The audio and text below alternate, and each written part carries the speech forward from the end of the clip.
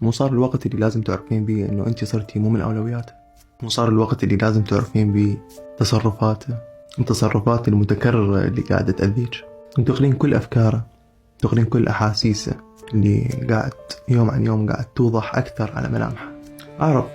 اعرف من وقعتي بحب هذا الانسان وكأنما انت وقعتي بحفرة عميقة، وصعب انه انت اليوم تجين وتطلعين من عندها، وكأنما انت اليوم انصابيتي بغيبوبة شلت كل الوظائف الموجودة بدماغك، وخلتك اليوم تشبهين إنسانة ما تفتهم شيء، ما تفتهم أي شيء.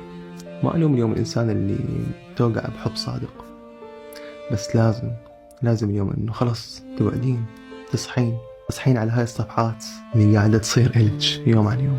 ما أعرف شنو اللي قاعد تنتظرين حتى تتبين حقيقته إلك، لكن ممكن هي واضحة الحقيقة وضوح الشمس، وقاعد تتصرفين وكأنما هي ما موجودة أصلا. لكن اللي أريده أنه ما تخدعين نفسك وتقولين أنه هذا الشخص حيتغير، أنا راح أكون إنسانة سعيدة ويا هذا الشخص.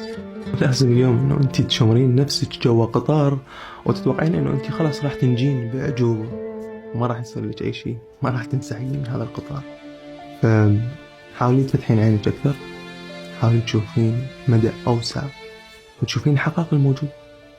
هذا المطلوب من عندك.